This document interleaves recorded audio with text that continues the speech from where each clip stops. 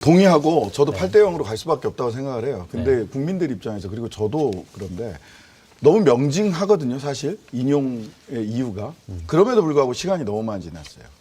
시간이 너무 많이 지났고 그래서 사실은 2말 3초에도 나올 수 있다라고 얘기할 정도로 맞습니다. 네. 법률가들은 예상을 했는데 볼 것도 없다는 볼 것도 식이었죠. 없다라고 했어요. 근데 시간이 많이 지났습니다. 왜 시간이 많이 지났는지 각종 추측만 난무하고 있었고요. 그다음에 그 과정에서 지기현 판사가 그 정말 그 법률가들로서는 납득할 수 없는 나를 시로 보는 것, 그다음에 체포적부심 시간을 갑자기 산입해 버린 거, 네. 이런 좀 예측 불가능한 판단을 법원에서 했어요.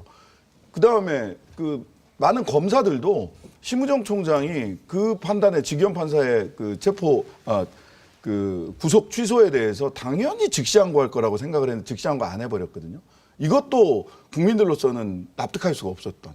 그러다 보니까 소위 사법 체계가 이게 굉장히 정치적이구나, 그냥 법리만 가지고 결정되는 것이 아니구나라고 하는 의구심이 국민들에게는 너무 많이 생겼고 헌법재판소도 그런 게 아닌가라는 생각을 하게 된 거죠. 그러면서 제가 뭐 대부분 그러려니 했지만은 다시 이제 헌법재판소 판사님들 8분을 한번 살펴봤어요.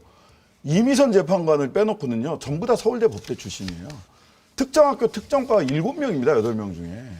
즉, 이게 사법 귀족정 아닌가?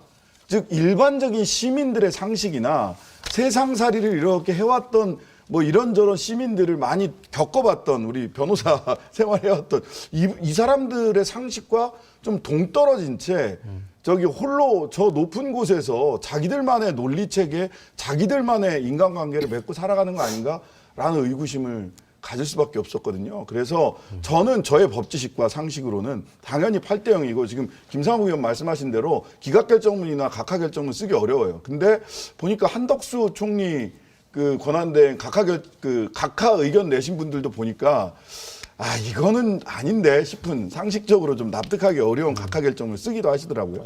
그래서 아니 진짜로 그래서 결과적으로 저는 8대 0을 확신을 하지만 혹시라도 구분응선이지 하나 딱 요만큼 넘어가려다가 넘어지는 수가 있기 때문에 국회나 책임 있는 정치인들은 그에 대한 대비도 충분히 하고 있어야 된다, 이렇게 생각합니다. 그동안 당연하게 생각했던 것들이 무너졌어요. 법관이나 검사에 의해서 무너지는 것을 봤기 때문에 앞으로도 8대 0이 당연하다고 보지만 어떻게 될지 일말의 불안감이 있다. 있습니다. 있습니다. 저는 근데 이제 뭐 사실 조국혁신당도 이제 당을 차리신 분이 서울대 법대 출신이니까 서울대 법대 카르텔의 문제라고 보기에는 좀 일반화가 심한 것 같고. 아니 서울대 법대 판사 카르텔이라고. 그러니까 어쨌든 서울대 법대 판사. 서울대 법대 교수님이 가르친 거 아닙니까, 그분들. 어쨌든 그러니까 제 생각엔 그건 좀 웃자고 하는 얘기지만은 좀 과한 카테고라이제이션인 것 같고.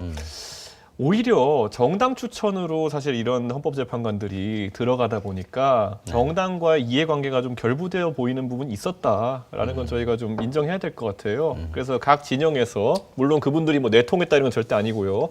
각자 추천한 인사들에 대해 가지고 압력을 행사하려는 기도는 좀 있었던 게 사실이다, 이렇게 봐야 될 것 같고. 그래서 그분들이 그게 영향받았다기보다는 그런 기대감이 있는 것 때문에 조금 고생하시지 않으셨나라는 생각을 하게 됩니다.